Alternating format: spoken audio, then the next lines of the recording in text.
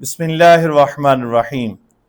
آج کل ہر بندہ اس وجہ سے پریشان ہے کہ جو قرضہ چڑھ گیا ہے وہ اترنے کا نام نہیں لیتا۔ تو کوئی ایسا وظیفہ یا کوئی ایسا عمل جو قرضے کو اتار دے۔ میں نے دو لفظ ایسے پڑھے ہیں، جو شخص وہ دو لفظوں کو پڑھ لیتا ہے انشاءاللہ تعالی ان کا قرضہ اتر جائے گا۔ بڑے بڑے لوگ، بڑے بڑے ماہر، بڑے بڑے صوفی، بہت سارا لوگوں نے یہ والا وظیفہ بتایا۔ اگر آپ کو اس وظیفے کی اجازت چاہیے تو کمنٹس میں آپ نے سبحان اللہ ضرور لکھنا ہے، یا لائک ضرور کیا کرے۔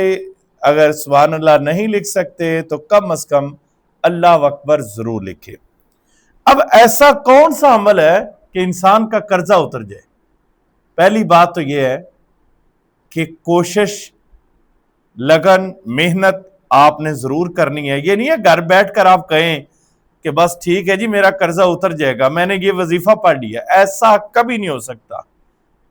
آپ ساتھ ساتھ محنت کریں اور ساتھ ساتھ یہ دو حرفوں کو ضرور پڑھیں، انشاءاللہ تعالی آپ کا قرضہ اترے گا۔ قرضہ اتارنے میں آسانی پیدا ہوگی، رزق میں برکت ہوگی، مالی پریشانی ختم ہو جائے گی، اللہ کی مدد آئے گی۔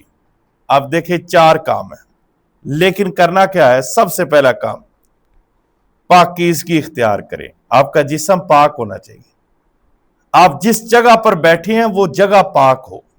جس جگہ پر ذکر کرنا چاہتے ہیں، جس جگہ پر آپ یہ عمل کرنا چاہتے ہیں، تو وہ جگہ کا پاک ہونا اور آپ کے جسم کا پاک ہونا اور آپ کے کپڑوں کا پاک ہونا، یہ سب سے پہلا اولین درجہ ہے۔ نمبر 2، جس جگہ پر آپ نے نماز ظہر پڑھنی ہے اس کے بعد یہ عمل آپ نے کرنا ہے۔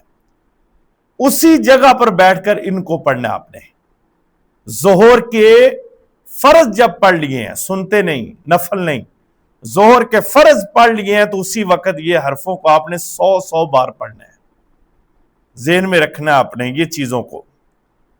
نمبر 3، سچے دل سے اللہ سے دعا بھی کرنے اس کے بعد کہ اے میرے مالک غلطی ہو گئی، قرضہ لے بیٹھا ہوں، قرضہ اتار دے تاکہ مجھے نیند سکون سے آئے اور میرا ٹھکانہ جنت بن جائے۔